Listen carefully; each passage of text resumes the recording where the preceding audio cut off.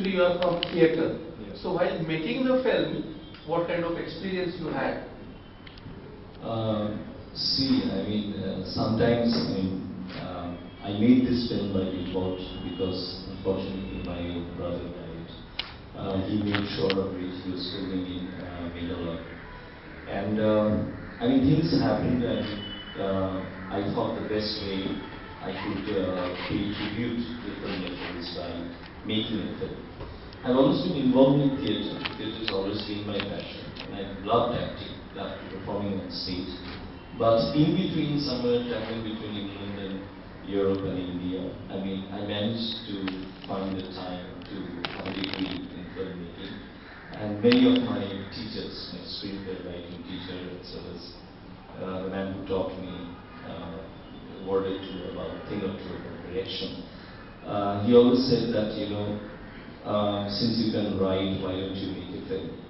And it so happened that my father was a very, very, very well-known writer in Bengali literature. And one fine morning, I just ran into this story called Death Certificate.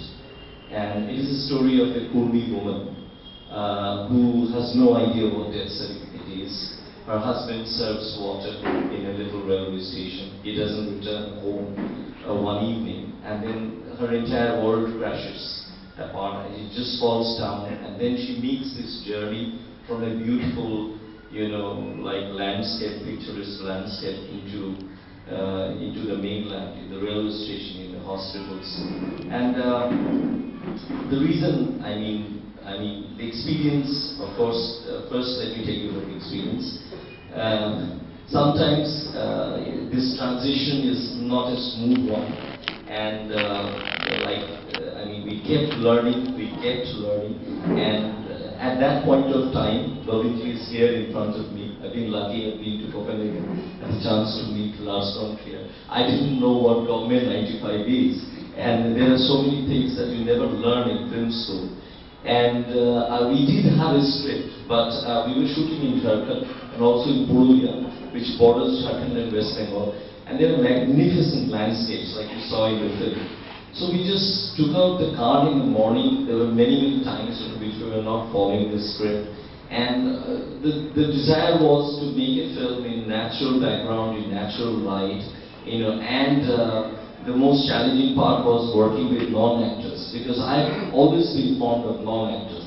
Somehow I like non-actors a bit more than actors, if I may dare say, because they bring on stage or they bring on screen a kind of a perspective which is very fresh. So it was very learning. It was a great learning experience, and most importantly, you learn by making mistakes. I've been lucky that I've had the chance to spend time with Mrinal Jethru, the great Mrinal Sen. And he always used to tell me that when you made your 9th film, you can still make a list of the kind of mistakes that you've made. So it's this journey, and and I like this transition, and I think this is a great medium. I do not need to say this, but I think most importantly, this film has taught me so many things that I never learned in the film school. One is the hunger. You have to discover the hunger to tell a story. Secondly, I keep hearing that, independent filmmakers do not get the right kind of platform, or the mainstream media is not behind them. But it is not about the media. It is not about, who is doing what for you. It is about you. At the end of the day, if you want to tell the story, the world cannot prevent you, or the universe will conspire so that you actually tell that story. So that was what Death Certificate. If I may just sum it up, Death Certificate was my film school, even though my film school is based in Estonia. But that, on sets of the film, I did learn a few things for filming. Different film to the audience, because a very different subject you have tackled. Yeah. I think I cannot agree more with Govindji. Govindji said that, the challenge lies in whether we are able to hold the attention of the public. I believe, Death Certificate has a very, very strong story. I mean, one thing we know, I mean, we are talking about bureaucracy. We all know that sometimes bureaucracy is a negative word for us. It's all about filling out forms and things like that. But what I'm trying to portray is that this is not really a story about the marginalized in India. This is a story about all those who are marginalized and live in the fringes in our planet, fringes of our planet today. Because for them, bureaucracy is a curse. For them, bureaucracy is a burden because, you know, their lives turn upside down. I mean, they lose their loved ones, they do not know what to do, and you have to deal with the trauma, and you have to deal with the shock at the same time.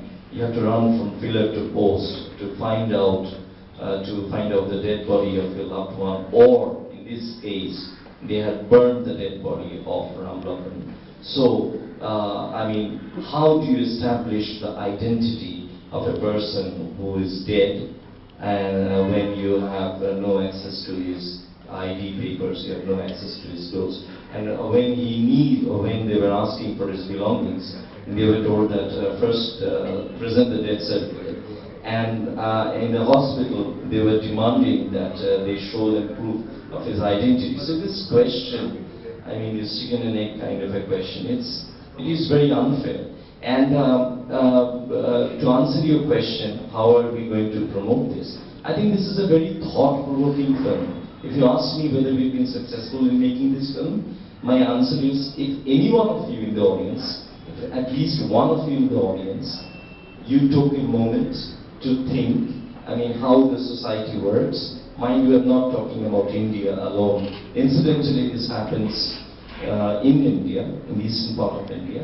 But if you have taken a moment to think that how things are happening, how can these kind of things happen, and why is it happening, and what are we doing about it? At the end of the film, we actually referred to the incident of the Danamaji, a tribal peasant in Orissa.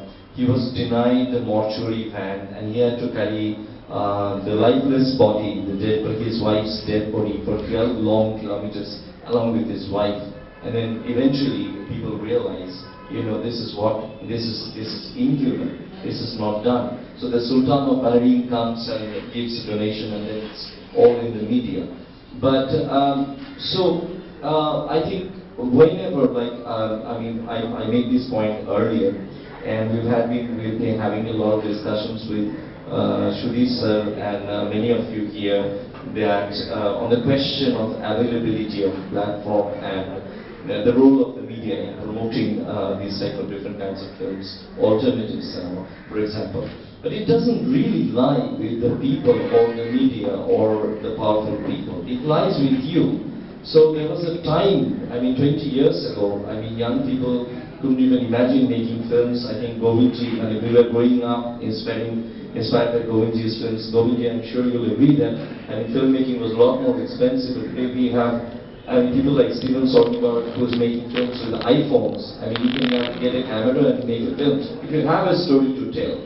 So based on this, I have been promoting low-cost filmmaking because I believe that there are many of us in this room, or many of us in this planet. You have a story that you want to narrate to your audience, and if you really have that story, the universe will conspire to help you to bring that story.